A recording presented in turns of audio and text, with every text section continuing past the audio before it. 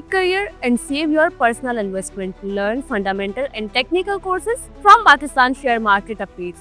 Don't miss the chance before you lose your money. WhatsApp me now and ask me how. Register early in crypto, forex, and PSX trading course to get exclusive discounts.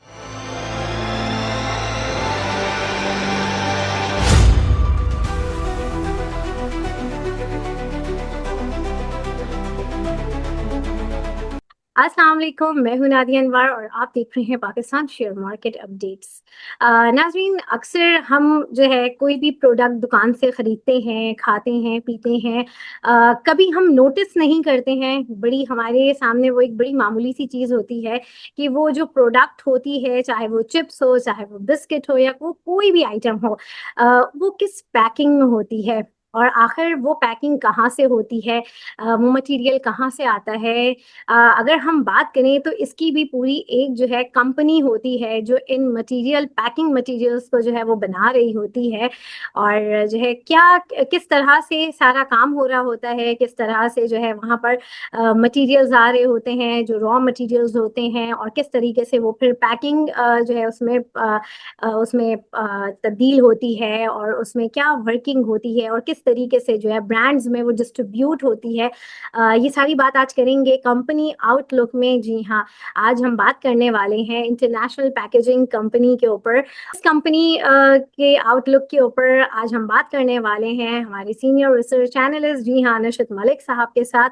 तो चलें जी, उन्हें welcome करते हैं, लेकिन उनको welcome करने से पहले मैं यहाँ पे आप लोगों से ये रिक्वेस्ट करूंगी कि आप लोग हमारे प्रोग्राम्स को ज़्यादा से ज़्यादा लाइक किया करें और साथ में जो है मेरे चैनल को भी सब्सक्राइब करें और साथ में बेल आइकन को भी हिट करें ताकि कोई भी इंफॉर्मेटिव सेशन वो आप मिस ना कर जाएं। और इसके अलावा आपने उसको शेयर करना है सबके साथ ताकि लोगों को इन्वेस्टमेंट की और ख़ास करके फाइनेंशियल मार्केट की अवेयरनेस हो। तो चलिए जी, चलते हैं, अपने गेस्ट को वेलकम करते हैं और उनसे जानते हैं कंपनी आउटलुक। अस्सलाम वालेकुम सर। वालेकुम सलाम। कैसे हैं सर, आप ठीक हैं? जी जी ठीक। सर, आज हम कंपनी आउटलुक में बात करने वाले हैं इंटरनेशनल पैकेजिंग के ऊपर। सबसे पहले तो इसका क्या होती है ये कंपनी, क्या ये पूरी एक इंडस्ट्री होती है, थोड़ा सा इसकी डिटेल बताएं। उसके बाद फिर हम बात करेंगे इसके फंडामेंटल्स पे और इसके फाइनेंशियल के ऊपर हम बात करेंगे। जी जी। सबसे पहले मैं थोड़ा सा इंट्रोडक्शन करा देता हूँ कि हमने अपनी कंपनी आउटलुक के लिए जो है ना इस कंपनी को क्यों चूज़ किया। आज हम जिस कंपनी के बारे में बात करने जा रहे हैं वो इंटरनेशनल पैकेजिंग फिल्म्स लिमिटेड है, जो कि आईपैक के सिंबल से ट्रेड होती है स्टॉक एक्सचेंज के ऊपर। आईपैक का जो फर्स्ट क्वार्टर FY 26 का रिजल्ट यानी कि सितंबर क्वार्टर का जो रिजल्ट है वो काफ़ी एक इम्प्रूवमेंट दिखाई है उस रिजल्ट ने। और अगर हम इसके रिजल्ट को देखें तो इसने 1.14 रुपीज़ की EPS पोस्ट की है और जो सितंबर 24 का क्वार्टर था उसमें इसकी EPS 0.35 थी, यानी कि EPS में एक अच्छी खासी इम्प्रूवमेंट है इसकी फर्स्ट क्वार्टर में। जो EPS में इम्प्रूवमेंट आई है उसकी दो तीन मेन रीजंस हैं, जिसमें सबसे मेन रीज़न तो ये है कि इसका जो रेवेन्यू है उसमें 33% ग्रोथ है और रेवेन्यू जो है वो 33% से ग्रो करके 10.2 बिलियन पे पहुंच गया है। उसके अलावा एक और बड़ी रीज़न ये है कि इसके जो मार्जिन हैं उसमें काफ़ी इम्प्रूवमेंट आई है। जो ग्रॉस मार्जिन हैं वो 13% से बढ़ के 17% तक पे पहुंच गए हैं। और उसके अलावा एक और बड़ी रीज़न है, वो ये है कि जो इनका इफेक्टिव टैक्स रेट है वो 23% तक रिड्यूस हो गया है। कंपेयर अगर हम करें लास्ट टाइम के 46% पे था इफेक्टिव टैक्स रेट। उसके अलावा इसकी फाइनेंस कॉस्ट में भी रिडक्शन आई है। तो अगर हम इसका ब्रेक डाउन करें तो जो इफेक्टिव टैक्स रेट इसका कम हुआ है, रिड्यूस हुआ है, उसकी रीज़न यही है कि लास्ट लास्ट ईयर इसके जो है ना कुछ एक्सपेंशन से रिलेटेड टैक्स अथॉरिटीज़ के साथ इश्यूज थे जिसकी वजह से इसके हायर टैक्स चल रहा था। उसके अलावा अभी टैक्सेशन जो है वो जो है लोअर है क्योंकि ये कंपनी स्पेशल इकोनॉमिक जोन्स में भी ऑपरेट करती है, जिसके ऊपर अभी हम आएंगे, यानी कि जिसका हम डिटेल अभी बताएंगे कि किस तरीके से। और उसके अलावा फिर अगर हम देखें तो फाइनेंस कॉस्ट इसकी रिड्यूस हुई है। फाइनेंस कॉस्ट इसकी 504 मिलियन पे आ गई है versus 586 million rupees last time. तो फाइनेंस कॉस्ट रिड्यूस होने की रीज़न मेन तो यही है कि जो पॉलिसी रेट है, इंटरेस्ट रेट्स हैं, उनमें डिक्लाइन हुआ है। मार्जिन्स वगैरह बेहतर हुए हैं, क्योंकि मार्जिन्स जो है इसलिए बेहतर हुए हैं कि कंपनी जो है ज़्यादा बेहतर तरीके से अपनी जो कॉस्ट है उनको पास ऑन कर पा रही है जो है ना अपने क्लाइंट्स तक। उसके अलावा एक और रीज़न ये भी है कि कंपनी जो है वो बेहतर यूटिलाइजेशंस पे ऑपरेट कर रही है। इस पे मैं अभी एक सेकंड बाद आता हूँ। कंपनी के रेवेन्यू में भी अच्छी खासी ग्रोथ है, 33% रेवेन्यू में ग्रोथ इसलिए आई है क्योंकि कंपनी जो है उसकी लोकल डिमांड भी इंक्रीज हुई है और कंपनी जो है एक ज़्यादा हायर परसेंटेज जो है वो एक्सपोर्ट भी कर रही है। और अगर हम इस क्वार्टर की बात कर लें तो तकरीबन जो कंपनी की 24% सेल थी इस 10.2 बिलियन में से, यानी कि 2.4 बिलियन की जो अमाउंट थी वो एक्सपोर्ट सेल्स ही थी। अच्छा, तो जो इसके मार्जिन है उसमें इंप्रूवमेंट इसीलिए हुई है क्योंकि कंपनी की जो यूटिलाइजेशन है वो आहिस्ता आहिस्ता इम्प्रूव हो रही है। कंपनी जो है वो FY24 में आईपैक काफ़ी लोअर यूटिलाइजेशन के ऊपर ऑपरेट कर रही थी, लेकिन इसकी यूटिलाइजेशन जो है वो FY25 में 44% तक पे पहुंच गई, जिसमें इसने 66.95 थाउजेंड टन तक की प्रोडक्शन की है। और अभी करंटली फर्स्ट क्वार्टर में इसकी प्रोडक्शन जो है वो फर्दर जो है इम्प्रूव हो गई है और इसकी यूटिलाइजेशन लेवल फर्दर इम्प्रूव हो गई है। तो यूटिलाइजेशन लेवल्स इम्प्रूव होने की वजह से भी जो है इसकी इसके मार्जिन में इम्प्रूवमेंट आई है। और अगर हम गोइंग फॉरवर्ड भी देखें तो अगर इसकी जो ये अर्निंग की जो ट्रिजेक्ट्री है, अगर ये अर्निंग की ट्रिजेक्ट्री कंटिन्यू रहती है तो ये जो है अराउंड 4 से 4.5 रुपए तक की ईपीएस पोस्ट करेगा FY26 में। और इस ईपीएस के ऊपर इसकी जो टारगेट प्राइस है वो अराउंड 30 से 35 रुपए तक बनती है, यानी कि इसकी जो इसके अंदर एक अपसाइड मौजूद है क्योंकि इस टाइम पे ये 24 रुपीज़ के उस पर ट्रेड कर रहा है। और वैसे अगर हम देखें तो इसने जो है रिसेंटली कंपनी ने रिसेंटली जो है वो बोनस भी दिया है और डिविडेंड भी दिया है, तो जिसके बाद ये एक्स बोनस और एक्स डिविडेंड हुआ है, जिसकी वजह से इसकी प्राइस थोड़ी सी नीचे आई है। 26 तक ये चला गया था और 26 के बाद जो 24 आया है क्योंकि इसका बोनस वगैरह का एक्स हुआ है। तो अगर हम कंपनी के थोड़ा सा जो है इंट्रोडक्शन के ऊपर आ जाएं, अब हमने कंपनी के फाइनेंशियल्स को भी देख लिया, हमने कंपनी के आउटलुक को भी देख लिया, टारगेट प्राइस को भी देख लिया। हम कंपनी के थोड़े से इंट्रोडक्शन के ऊपर अब आ जाएं तो कंपनी जो है वो बेसिकली फिल्म्स, पैकेजिंग की जो फिल्म्स हैं वो बनाते हैं।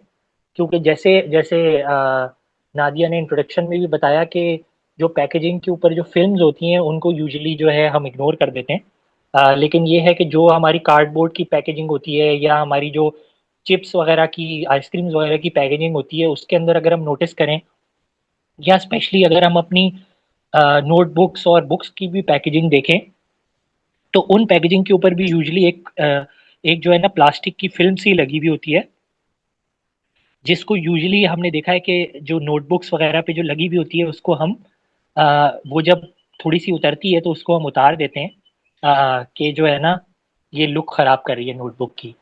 तो तो आईपैक के ग्रुप की अगर हम बात करें तो आईपैक जो ग्रुप है वो उसकी जो है ना एक मेन कंपनी है खुद से आईपैक, और आईपैक के अलावा ये जो है ना 3 से 4 जो है सब्सिडरीज पे मुश्तमिल है, जिसमें एक कास्ट पैकेजिंग है, एक पेट पैक है और फिर एक ग्लोबल पैकेजिंग है।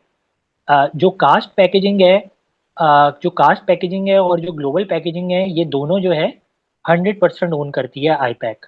तो आईपैक को बेसिकली जो है ना हमेशा कंसोलिडेटेड लेवल के ऊपर ही देखा जाता है क्योंकि इसके अनकंसोलिडेटेड और कंसोलिडेटेड में काफ़ी डिफरेंस है।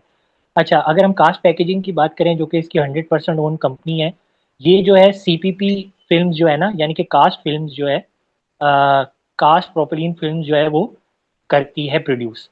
इसकी जो इंस्टॉल्ड कैपेसिटी है वो 7200 टन पर एनम है और प्रोडक्शन जो है वो स्टार्ट हुई थी कास्ट पैकेजिंग की अप्रैल 2021 में, यानी कि ये इनकी सबसे पुरानी जो है सब्सिडरी है। और इसका जो टैक्स क्रेडिट है वो FY25 तक ख़त्म हो गया। अच्छा, उसके अलावा अगर हम इसकी दूसरी फिर सब्सिडरीज की बात करें, जो ग्लोबल पैकेजिंग है, ग्लोबल पैकेजिंग इसकी सबसे बड़ी सब्सिडरी है।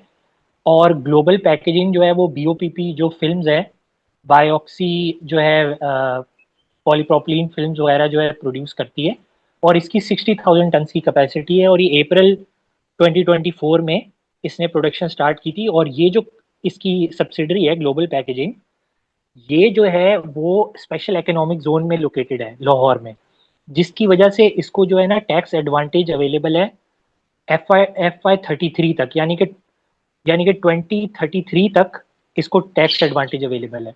उसके अलावा अगर हम फिर पैट पैक के ऊपर आए तो पैट पैक 52% इसकी ओन सब्सिडरी है, जो कि बोपैट की फिल्म्स बनाती है, और इसकी जो इंस्टॉल्ड कैपेसिटी है वो 41,000 टन्स पर एनम है।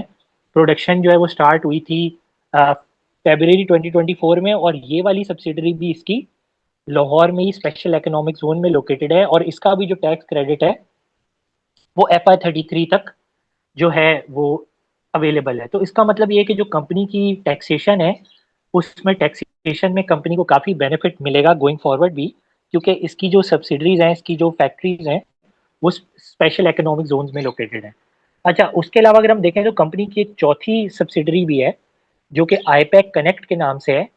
इसकी ये जो सब्सिडरी है आईपैक कनेक्ट के नाम से, ये दुबई में लोकेटेड है, और ये जो है आप समझ लें कि एक ट्रेडिंग कंपनी है, और फिलहाल इनकी एक ट्रेडिंग कंपनी है दुबई में, लेकिन इवेंचुअली जो है इनके पास एक पॉसिबिलिटी एग्जिस्ट करती है कि ये कंपनी जो है वो दुबई में या कहीं बाहर मैन्युफैक्चरिंग का यूनिट भी लगा लें, क्योंकि कंपनी एक्सपोर्ट भी कर रही है।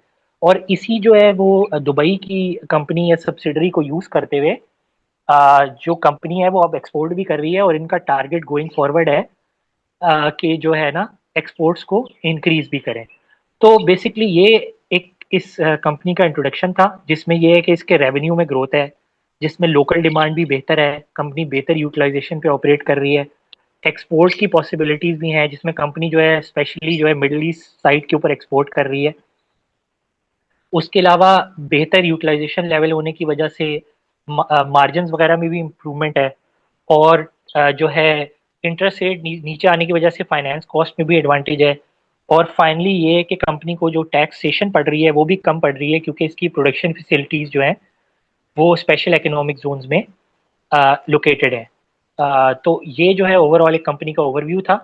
तो जो है मैं वापस फिर हैंड ओवर करूँगा नादिया को। Thank you. Thank you so much sir Nashid, बिल्कुल आपने बहुत अच्छा एक्सप्लेन किया। और जो है ऑब्वियसली अगर आप लोग भी चाहते हैं कि इस तरह की रिसर्च जो है किसी भी कंपनी के बारे में आप खुद भी कर सके तो वो बिल्कुल कर सकते हैं। मैं सर नशिद से इस हवाले से ज़रूर ये कहना चाहूँगी कि सर क्या ये पॉसिबल है कि अगर जो है हम में से कोई भी चाहता है कि वो इस तरह से कंपनी के ऊपर जो है अपनी रिसर्च करे, तो वो किस तरह से कर सकता है? क्या ये पॉसिबिलिटी है या इसके लिए भी कोई हमें डिग्री चाहिए होगी? ये देखें, डेफिनेटली जो है सबसे जो बेहतर तरीका तो यही है हम्म। कि आप जो है वो कोई ना कोई डिग्री लें और इसको सीखें, यानी कि रिलेटेड डिग्री लें, बिल्कुल। अकाउंटिंग एंड फाइनेंस की, या BBA फाइनेंस की, या MBA बैंकिंग फाइनेंस वगैरह की डिग्री लें। सही। सबसे बेहतर ऑब्वियसली मेथड तो वही है। हम्म। फिर ये है लेकिन कि सर अगर नहीं इंटरनेशनली लिया है फिर भी हम चाहते हैं कि कुछ इस पे वर्किंग करें, तो क्या तरीकेकार है? जी, फिर उसका यही तरीक़ेकार है कि आप कहीं ना कहीं से इसको सीखें, यूट्यूब वीडियोस देखें, कहीं से कोर्स लें, सही। किसी एक्सपर्ट से सीखें। हमारा PSMU का भी जो है ना एक कोर्स अवेलेबल है, और एक्सपर्ट के साथ सेशंस अवेलेबल हैं। हम्म। तो उनके लिए ऑप्ट करने के लिए आप जो है कांटेक्ट करें हमारी टीम के साथ, और अगर आप इंटरेस्टेड हैं तो डेफिनेटली हमारा कोर्स ऑलरेडी चल रहा है, तो आपको जो है इस कोर्स के अंदर इंक्लूड कर दिया जाएगा, और आपको वीडियोस वगैरह भी प्रोवाइड की जाएंगी, ताकि आप जो है इस फंडामेंटल एनालिसिस को खुद से अपने घर बैठे कर सकें। बिल्कुल। क्योंकि ये जो फंडामेंटल एनालिसिस है हम्म। ये करना मुश्किल नहीं है, बहुत सही। ईजी है। सही। आप क्योंकि जो जितनी भी इंफॉर्मेशन होती है इन कंपनीज के ऊपर ये पब्लिकली अवेलेबल होती है, इनकी सारी रिपोर्ट्स हर चीज़।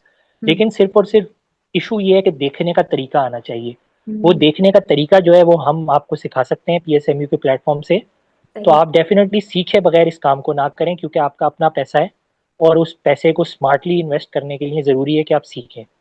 बिल्कुल, बहुत बेहतरीन बात की आपने कि पहले सीखें समझें उसके बाद इन्वेस्ट करें। Thank you so much once again sir Nashad Malik, बहुत शुक्रिया। और नाजरीन यहाँ पर जो है मैं लूँगी इजाज़त, और अपना जो है फीडबैक ज़रूर हमें कमेंट बॉक्स में दीजिएगा, और ये भी बताइएगा कि आप मज़ीद और कौन कौन सी जो है कंपनीज़ का जो है वो आउटलुक देखना चाहते हैं। और इसी के साथ ही साथ इंशाल्लाह आप लोगों से फिर मुलाकात होगी, तब तक के लिए अल्लाह हाफ़िज़।